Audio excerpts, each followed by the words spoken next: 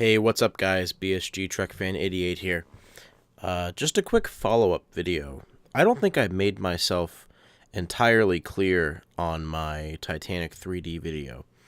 I mentioned that when I was a kid in third grade, we did a social studies project on the great liner, the Titanic, and I'm not going to say been in love since then, but I've had a respect for the ship. Now, it really, I'll be honest, it sounds cheesy. It sounds, dude, you grew up in the late 90s. Why do you, quote unquote, love or like the Titanic so much? I guess with my knowledge of the ship, I know a little bit more than the average person of what it took to make her what she really was. And I've been going back and looking at some of the books that I have. I have about 25, I'm not kidding, about 25 books on the Titanic. My favorite one is easily a book called Titanic: An Illustrated History by Ken Marshall. And it's a book that when you open it, it's about 3 feet wide, and it features huge color paintings and drawings done by Ken Marshall of the ship. And, being 2012, you'd think that I would have seen something more beautiful when it comes to ship design. But, I mean, God, everything about the Titanic, when it comes to her design and build and features that she had, I don't think that there has ever been a more beautiful, well-crafted ship than the Titanic. And yes, I'm a little biased toward it, but you know what?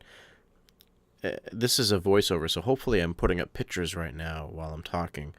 The grand staircase, the bridge, I could go on forever. Literally everything about the ship I absolutely love and appreciate when it comes to, okay, we look at the ship and we think about it, but this is 100 years ago, okay? It's not like it's cookie cutter. It's not like it's pre-assembled and then stacked together within a year. The ship took, I think it was, 3 years to build by hand in Ireland? I mean, 100 years ago? It's insane when you think about that. And that's part of what I love about the aura of the Titanic. Why I think it's important to remember things like this. Yes, there have been other ship disasters. Yes, there have been other ships. But you know what? There's something, I'm just going to say, there's something magical about the Titanic. And it's not just because of the Jim Cameron film. I mean, he took a lot of time and effort to make his film as accurate as it can be, and I appreciate that. I really do, because it's a 3D environment that you can look at the Titanic and, again, the ship itself, the grand staircase, the bridge, the engine room. But, when you really look at these old photographs that are black and white or color or artwork or paintings that people have done, you really get a feel for how beautiful the ship was, how much craftsmanship went into its design. Something that I think is really missing from today's not only ship designs, but in general.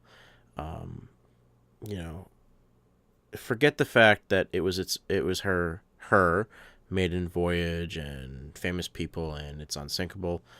Google Titanic stateroom or Titanic, design or craftsmanship. Just take a few minutes out of your day and go in there and just take a look at what the ship really looked like. I mean, I don't know. It's a personal thing. I know that there are other people out there who agree with me, some people who don't, but there's something about the design of the ship that I've always loved since I was a kid. I would almost call it balanced. I mean, it's really hard for me to describe why I like the design of the Titanic, why I love the design.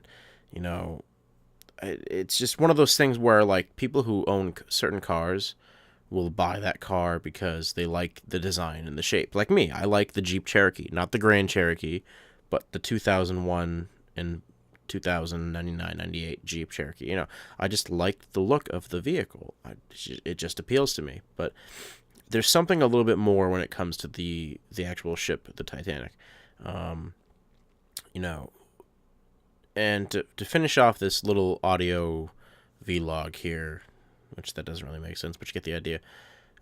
My favorite scene of the Titanic, the movie from Jim Cameron, is probably at the very end where old Rose, is in her bed and she is sleeping. Now, there's a debate that's been going on since the film came out that either A, she's sleeping, or B, she's passed away. I'm of the opinion that she's lived a long life. She's told her story to people she cares about and just met. She's remembering Jack more vividly than ever before, that part of her life. I think she passes away because in the scene, it shows the Titanic in its current state, 1997. Hold on.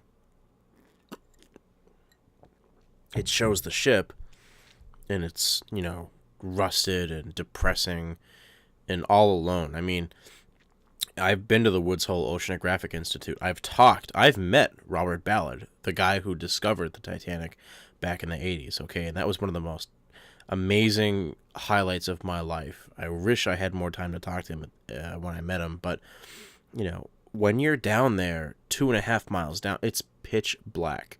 Space isn't that dark, at least to us right now as human beings, because we're in the orbit of Earth, so there's always something to look at. When you're 2.5 miles down and there's no lights, you don't see anything, and it's scary. It's lonely. And that's what the Titanic is every single day since she sank, unless there's a submersible looking at her.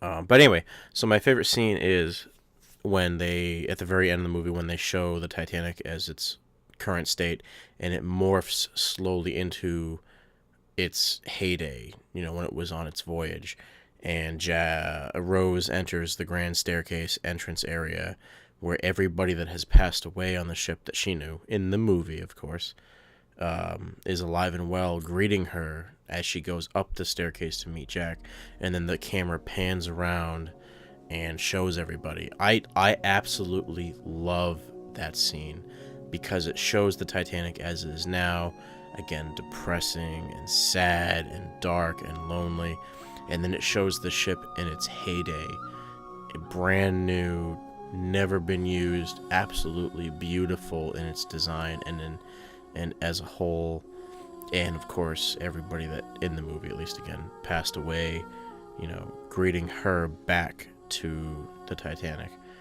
Anyway, this has been a quick vlog. It's about 8 minutes long now from what I can see. I just wanted to follow up. It's very hard for me to describe why I like and appreciate and quite frankly love the subject of the RMS Titanic. It's really something that you have to appreciate to get what I'm saying here. I know that some of you listening to this, excuse me, I get the hiccups. If you've been following me or if you just discovered my channel or know me personally, it may sound cheesy, but hey, you know what? It's how I feel. The Titanic, I think, is or was a work of art. I think that it was an amazing accomplishment or feat for human engineering and design, and it's very sad and depressing that something of that quality went 2.5 miles to the bottom of the ocean over 100 years ago. So it's April 5th right now. It's actually 12:07, so I've recorded this into the next day. It's First Contact Day, those of you who are Star Trek fans, but this is BSG Trek Fan 88. My name is Ryan. I think on my vlogs I'll just call myself Ryan because I'm getting very tired of calling myself by my channel name. It just sounds unattached, but at the same time it's my channel, so any ideas or suggestions, let me know. But anyway, let me know what your thoughts are. Comment in the comment section below. Thumbs up, thumbs down, however, I'd appreciate a thumbs up. How do you feel about the Titanic? If you're not emotionally attached, but if you feel somewhat of the same way I do, whether it's with her design or her history, let me know. Just comment. All right? Anyway, Ryan or BSG Trekfan88, whatever I feel like I am right now, signing out. Have a good one, guys.